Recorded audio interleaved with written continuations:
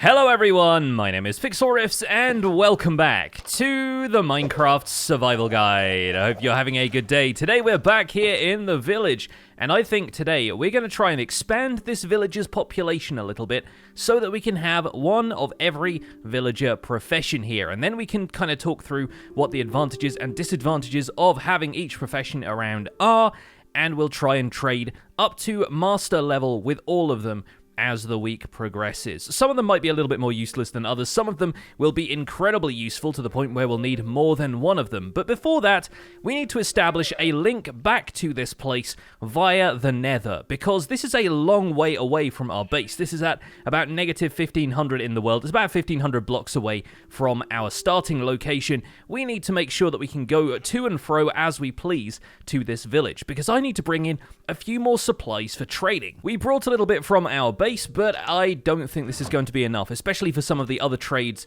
that these folks have for us. And so I'm going to spend a little bit of time running around here, see if I can find a lava lake that we can convert into obsidian, and we're going to set up a nether portal over here and see where that links us to in the nether. And in fact, over here, not too far from the village, we have a ruined nether portal. So maybe we can make our way across this river. We can try and jump halfway and, of course, completely fail. And when that doesn't work, I think we'll hitch Viola over here because the nether portal is on the other side of a river as well. Now let's see if we can dig out some of the obsidian from this and use that to create a nether portal back at the village. Looks like it's got plenty of lava of its own around here, so let's turn all of that into obsidian. Perfect, that should actually be enough to create a nether portal. And in the end, we got enough for 2 portals out of that, if we make the smaller version of the portals at least. And I'm curious to dig around here and see if the chest that normally spawns near nether portals has been buried under the terrain here. Because when these portals generate, they do sometimes get halfway buried underneath the local terrain. But while it goes down a little way, I'm not entirely certain that we have a chest in this one. Unfortunate. Well, if we did, whatever was in it, probably not all that worth it anyway. So let's head back to the mule. Let's establish a nether portal over at our village, and let's connect it to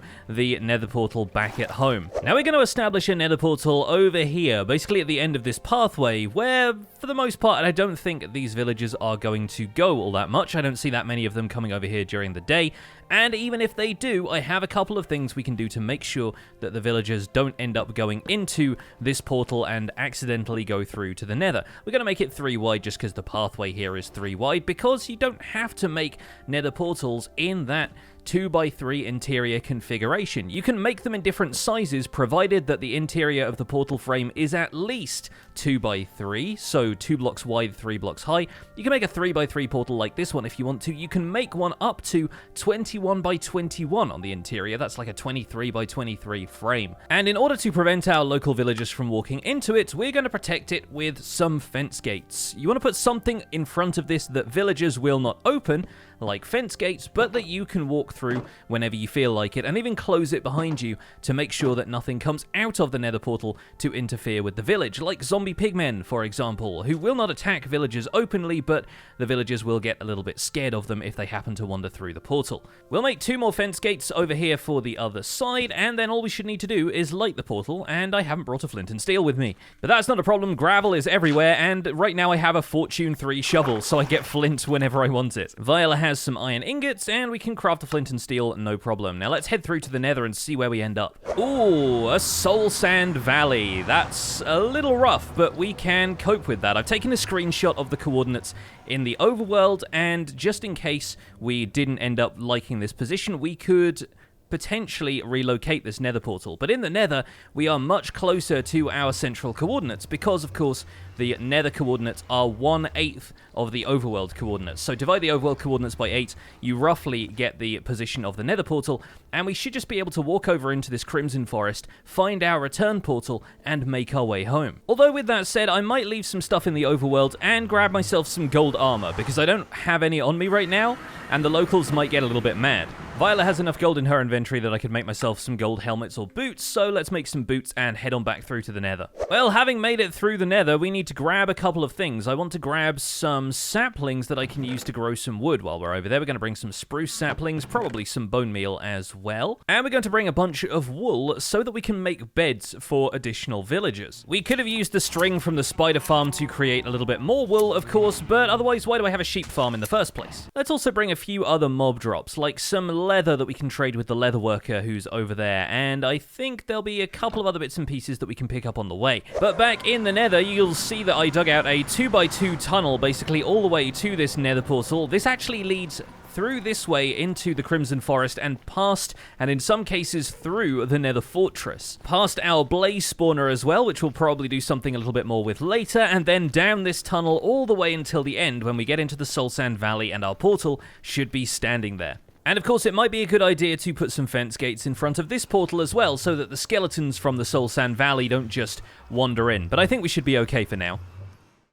Here we are back at our village, and I think it's time to do a little bit of bed crafting. I brought the saplings with me so that we can harvest a little bit more wood, because while the acacia around here is plentiful, I don't really like farming acacia all that much. It's got such awkward tree shapes, whereas if I just throw down a 2x2 of saplings over here and grow this using bone meal, we get a bunch of pods all springing up around it, but we also get a spruce tree that has a ton of wood, so that'll easily provide enough that we can make some beds for these villagers. So you might be wondering why we're making beds for these villagers when they already seem to have homes. Well, the trick to expanding a villager's population is to make sure there is room for baby villagers, and one of the ways we need to do that is to create a bunch of beds, because if they don't have anywhere for the babies to sleep, villagers will not breed. So the first thing we're going to do is craft up maybe 6 or 7 beds. There we go, we got 8 there. 8 should be enough for the moment, and we don't even technically need to create houses for these future villagers for the moment. We can just place these beds anywhere in the village. Let's say if we put them around here, somewhere close to the center of the village, so they're not completely on the outskirts, pretty soon a couple of villagers might come up and pair to these beds,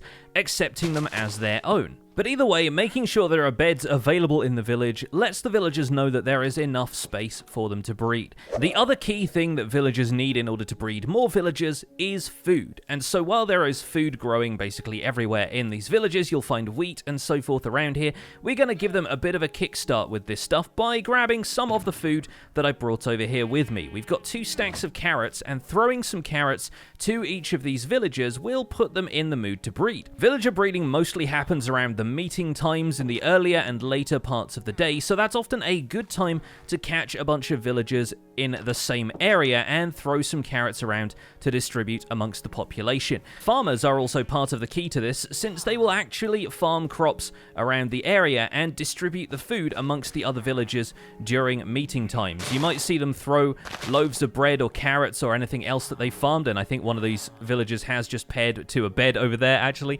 You might find the farmers distributing crops if they have spare crops in their inventory, and that's actually the key to getting villagers to breed on their own. But in the meantime, we can throw some carrots on the ground here, the villagers will walk over them, the carrots will disappear, and that means that sooner or later they'll have enough excess food that they feel like, okay, it's probably time we can expand the villager's population. Now sometimes the villagers will walk away from the crops, so you need to follow them a little bit more persistently. Sometimes they will actively head over and pick up the crops, so it's usually pretty easy to get everybody well fed. And then we'll start to see heart particles appear like we just saw between these two. We're going to back off a little bit because it's not like they need space or anything, but sometimes villagers can be distracted slightly by a player wandering around. If you see a bunch of heart particles appear like that, then that usually means, yeah, there we go, children are on the way, and a baby villager will be born to both parents pretty much immediately in the same way that animal breeding happens.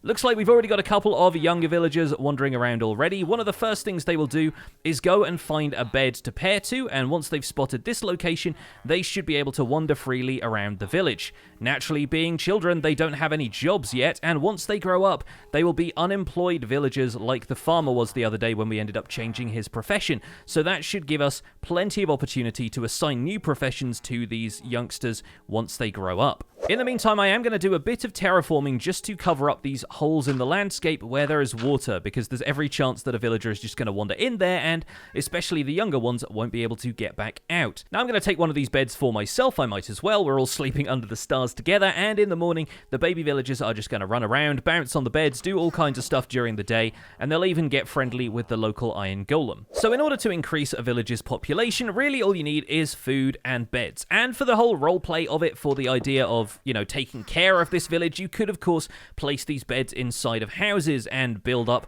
a series of houses for these villagers to live in. I might end up doing that in future, maybe with a different village, maybe with this village, but that's not really the goal of this week. We're going to look at the raw mechanics of some of this stuff in order to explain to you how to do this quickly if you're in a bit of a hurry to get to the trades that you want. While we're on the subject of the raw mechanics, the meeting point that the villagers return to every time their workday is over is usually defined by where the bell is in the village, and a lot of naturally spawned villages will have one of these bells somewhere nearby. You can, of course, break the bell if you want to move it somewhere else. So, for example, we could put it down over here by these beds, and all of the villagers would congregate around this area when it was time for them to meet up. We're going to leave it here by the well for now, just because it's been there the entire time. It lands with a clang, and if we right-click on it like so, the villagers will panic and return to their homes because they think a pillager raid is on the way. The bell is actually a block that the villagers themselves will use if a pillager raid starts, and that signals to the rest of the village that they need to return to their homes. Don't worry about ringing the bell yourself. It's not going to cause any kind of distrust amongst the villagers. They're just going to run in,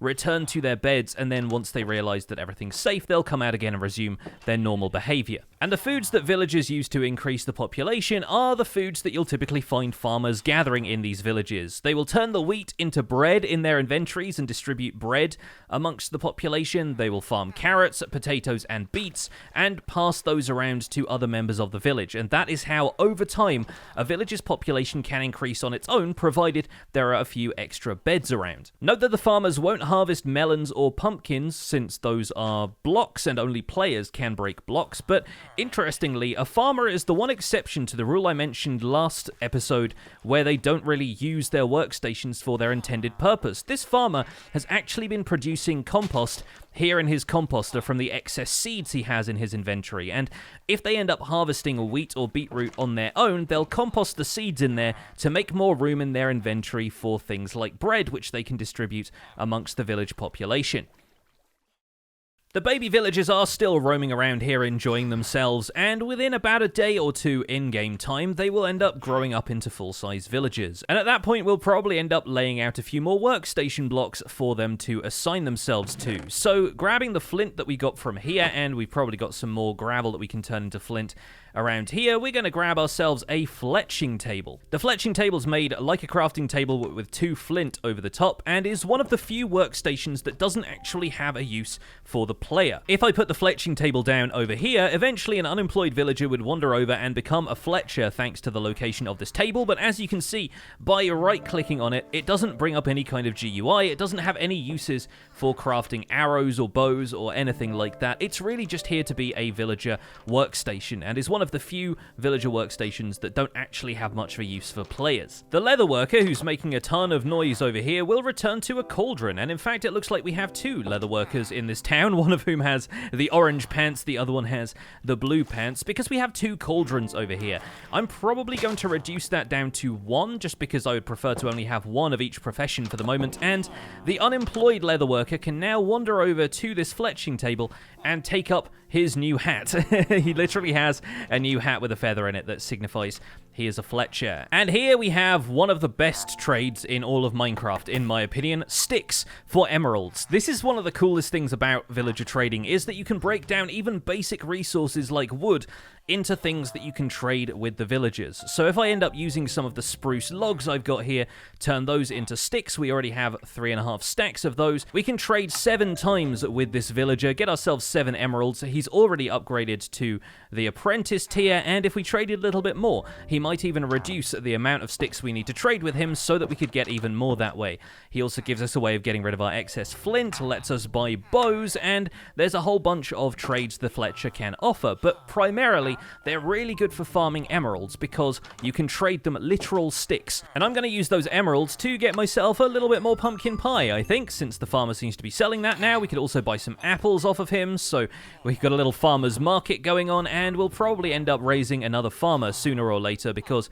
the farmers are one of the most useful professions when it comes to getting emeralds as well. This guy's already offering me discounts on wheat and potatoes, so it seems like we got a good thing going. Now, having bred these villagers once, it seems like they're not that interested in breeding a second time. We could probably throw a few more carrots into the mix here, but I want to save a few of those for farming myself around here. So we might start a carrot patch over here just for the convenience of growing the food that the villagers need to breed, but for the most part, they should just mill about and do their own thing, and eventually we'll see those baby villagers grow up into adults. So with more villagers on the way, we need to make sure that we have enough profession blocks around for them to use, and so we're going to make a couple of the other profession blocks that these villagers will need, starting with a barrel, which aside from being a useful storage container, is the profession block for a fisherman. Using 2 string and 2 spruce planks, we can make a loom, which is the profession block for a shepherd and also allows us to add patterns to banners. While regular furnaces aren't a villager workstation block, the smoker and the blast furnace are the workstation blocks for the butcher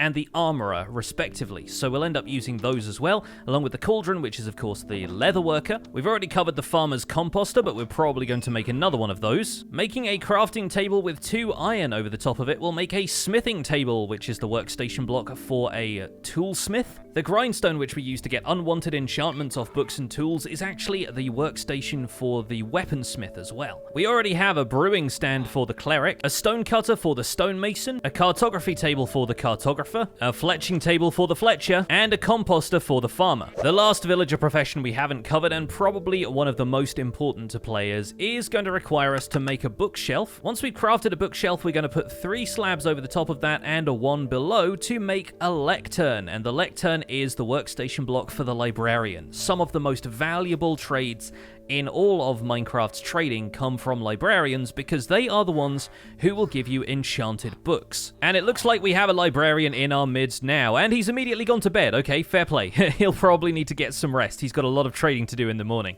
It looks like we do have a couple more young villagers growing up around here, and there's a couple more on the way as well. So it looks like we should have enough to fill out some of the other professions around here. I'm just going to put them around the beds for now, just so we can track where everybody is and what professions they take. We'll leave the cauldron, the composter, and the cartography table in here for now because while we probably want a couple more farmers in future, we already have a cartographer and a leather worker, so that should be enough for the moment. It looks like one villager has already adopted the profession of a weaponsmith thanks to the grindstone being here, and he will start to trade us emeralds for coal, and he'll sell us axes for 3 emeralds. I definitely need to keep an eye on this librarian because he should have an enchanted book trade ready for us. He will buy paper in much the same way the cartographer will, and right now he's selling us an enchanted book with respiration 2. Now, as I showed you with the farmer the other day, we can actually see if the librarian's trades will change if we break his workstation and replace it. But right now, with all of these other workstation blocks around,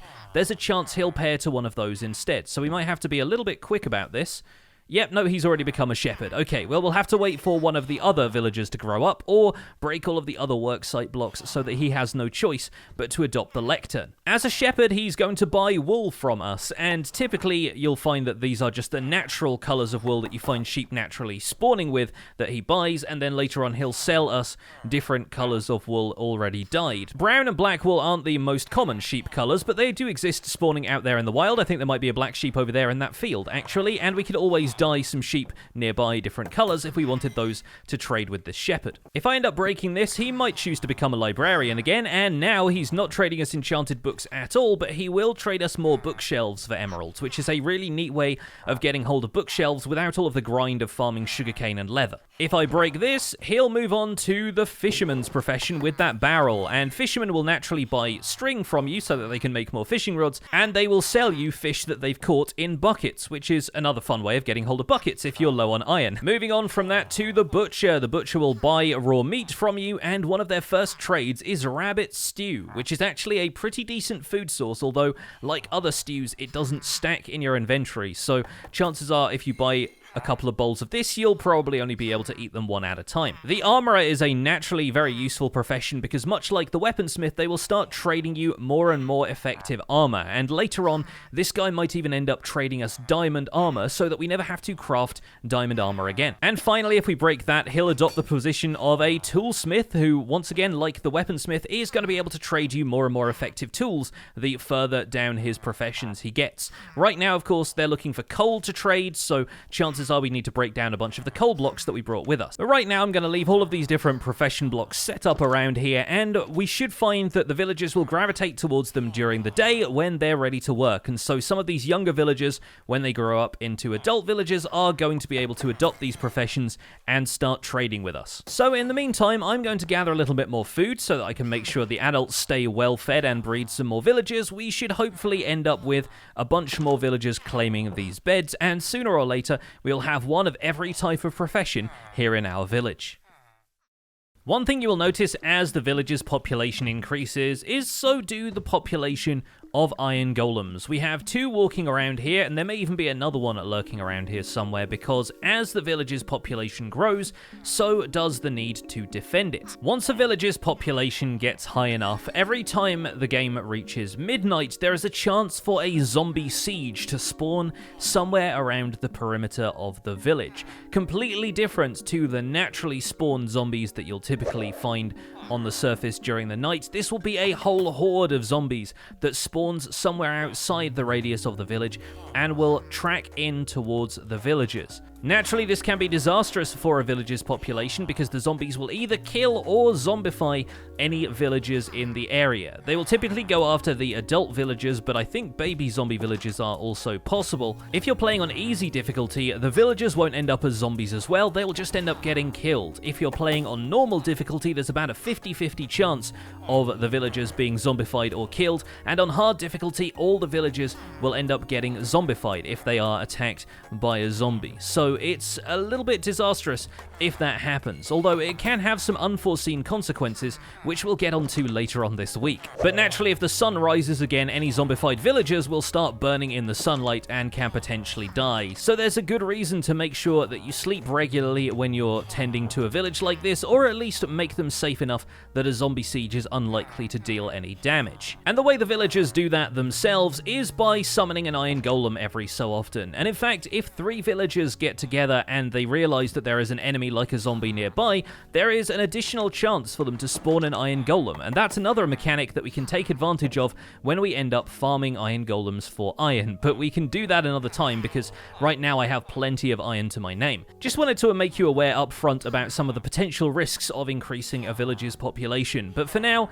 I think this village should be safe enough as long as we have fewer than 10 villagers or fewer than 20 beds in a village. They should usually prevent zombie sieges, and the sieges only happen at midnight, so it'd have to get pretty late for us to not end up sleeping the night away. That, however, is one of the reasons that I recommend not doing too much caving around a village you want to preserve, especially one that's out in the open like this, because if the villagers aren't protected from zombie attacks, the iron golems won't always be able to get there in time, and you might end up with fewer villagers than you started with next time you return to the village. You'll notice the sky has darkened, but it's not actively raining here. You can hear the distant sound of rain as we get towards the river biome, but here in the Savanna, the weather is hot enough that we just get a moody sky here and we don't end up seeing all that much rain. Deserts are pretty much the same, by the way. If you end up finding a desert, you'll find that it doesn't rain there at all, and even thunderstorms will leave the area alone, although it will still create dark enough sky conditions that mobs can spawn during the daytime. So that's another thing to be concerned about if you're trying to protect this village from zombie attack. But I've got a little carrot patch growing over here now, and we should be able to keep breeding these villagers, so sooner or later we're going to have a village with every single profession accounted for. And there he goes! The last of our baby villagers just grew up, and he's now an armorer, which means we have all of the villagers accounted for, and as they all get into bed, I should hopefully be able to show you some of the newcomers. We have a toolsmith over here. They're all just kind of napping right now. There's a couple of them just making their way back in here. We have our shepherd there. We have the librarian. I believe one of the ones around here is a fisherman as well. I think that's him right there. So we've got all of the villager professions, and the wandering trader has stopped by. Although he's drunk a potion of invisibility right now, we can still buy stuff from him if we know where he is. But I'm going to go and get some sleep for the night, and then I think we're going to wrap up the episode checking out all of our villagers. So here they are, all freshly out of bed and getting ready for their days, although, some of them appear to have merged. Let's maybe split these two up. They're a little bit too close. There we go. They just got out of bed on the same block. So we have a toolsmith over here. We've got this guy with the goggles who is now an armorer. We have a librarian who's trading us infinity books. That might be worthwhile a little bit later. We have the fisherman over here with the cooked cod trade. Very cool. We've got butchers now trading us more interesting stuff. We've got the cartographer and the toolsmith over here, and we can start messing with a few of these professions in the next episode, maybe even trying to get the trades we want out of them by breaking and replacing their workstations now that they'll just pair back to the same block. But folks, that is where we're going to wrap it up for this episode. Thank you so much for watching this episode of the Minecraft Survival Guide. My name has been Pixlriffs. Don't forget to leave a like on this video if you enjoyed it, subscribe if you want to see more, and I'll see you folks soon. Take care. Bye for now.